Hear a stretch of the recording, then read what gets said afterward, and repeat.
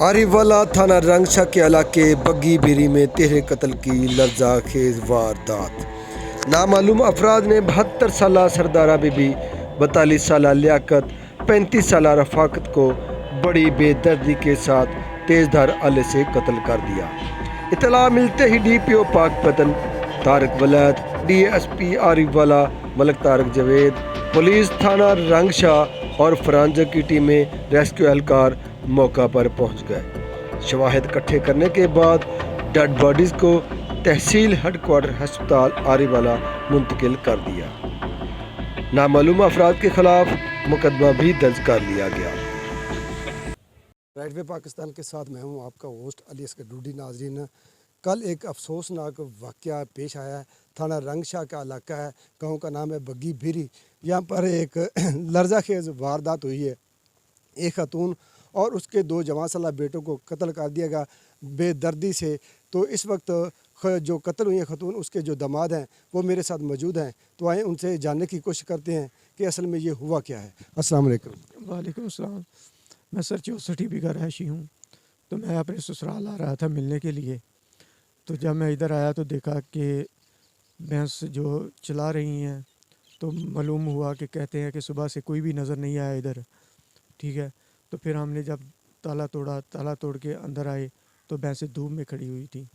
फिर उसके बाद हमने देखा इर्द गिर्द, तो हमें खून के निशानात नज़र आए। जब खून के निशान नज़र आए तो हमने 15 पे कॉल की। तो थोड़ी देर में जो DPO साहब तशरीफ़ लाए, उन्होंने देखा सारा मौका। देख के उन्होंने जो है फिर साथ चेक किया तो एक कोने में जो थी वो लाशें पड़ी हुई थी। बेरहमी से उनकी गर्दनें काटी गई। लिहाजा हमारी रिक्वेस्ट है, हमें इंसाफ मिलना चाहिए। आप अचानक ही आए थे इधर? जी, हम अचानक आए थे उन्हें मिलने के लिए। तो ये जो गांव है, इसमें से किसी फ़र्द को भी पता नहीं चला इस वारदात के बारे में? नहीं, किसी को भी फ़र्द को पता नहीं चला। हम इखलाकन मिलने के लिए आए तो हमें पता चला कि ये वाक़या हुआ। ये वाक़या हुआ है तो आपने फ़ौरन 15 पे कॉल की? 15 पे कॉल किया। तो जो पुलिस है वो आपके साथ कोऑपरेट कर रही है? जी, पुलिस फुल कोऑपरेट कर रही है, लेकिन हमें फिर भी आला हुकाम से अपील है कि हमें इंसाफ मिलना चाहिए, क्योंकि ये बेरहमी से कत्ल किया गया इन्हें। क्योंकि ये ना किसी की कोई ज़ाती दुश्मनी थी इनकी, कोई भी दुश्मनी नहीं किसी से। आपको किसी पर शक भी है? नहीं, किसी पे कोई शक नहीं। कोई शक नहीं है हमें। अभी तक इसके बारे में कोई मालूमात मिली है या नहीं? नहीं, कोई मालूमात नहीं है अभी तक हमें मिली कि या जी फ़लाँ आदमी है, फ़लाँ नहीं। जी नाजरीन, आपने सोगवार ख़ानदान की बातचीत सुनी। तो जैसे ही इन्होंने 15 पे इतला दी तो फ़ौरन जो हमारे DPO साहब है पाकपतन, वो मौके पर पहुंचे। उसके अलावा जो DSP है मलक तारक जवेद साहब और थाना रंगशाह पुलिस और फॉरेंसिक टीमें मौका पर पहुंची और उन्होंने यहाँ पर मौका पर पहुंचकर जो कानूनी कार्रवाई थी, उसके बाद जो लाशें थी पोस्टमार्टम के लिए अस्पताल मुंतकिल कर दी हैं। FIR भी दर्ज हो चुकी है।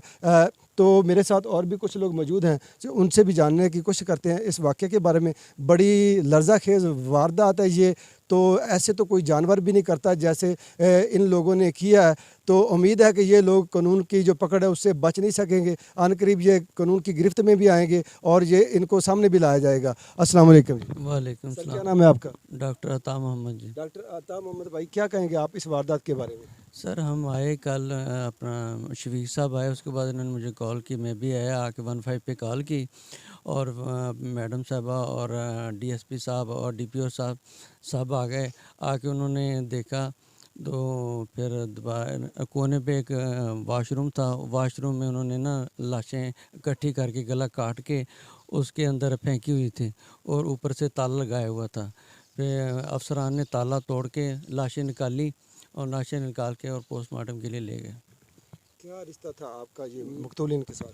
मेरे ससुराल हैं जी। आपके ससुराल? जी। तो ये जो वाक़या हुआ है, इससे जो हर आंख है अश्क बार है। मेरे ख्याल में कल से जो पाकिस्तान को कोई ऐसा चैनल नहीं है जिस पर इस बारे में न्यूज़ ना चली हो। तो आप क्या समझते हैं इन लोगों की क्या सज़ा होनी चाहिए जिन लोगों ने ये इतना बड़ा जुल्म किया? इनके साथ भी यही होना चाहिए जो हमारे साथ इन्होंने किया है, हमारे वालदा के साथ और हमारे भाइयों के साथ किया है, इनके साथ भी यही होना चाहिए। हमारी अपना आला हकाम से अपील है कि इनको भी कैफ़े किरदार तक पहुंचाया जाए और इनको सज़ा दिलवाई जाए। इन लोगों ने तो उम्र का लिहाज भी नहीं रखा। एक 72 साल खतून जो ज़ईफ़ थी उसको भी बेदर्दी से कत्ल कर दिया, और उसके जो बेटे थे, जवान बेटे थे, उनको भी बेदर्दी से कत्ल किया किसी तेज़धार आले से। आले से उसकी गर्दनें कटी हुई थी, चेहरा कटा हुआ था, बहुत देखा नहीं जा रहा था। जो देखता है वो लाजमी रोता है। ऐसे तो कोई जो कसाई है वो भी अपने जानवर के साथ नहीं करता। हाँ बिल्कुल, जो कसाई है वो भी अपने जानवर के साथ ऐसे नहीं करता।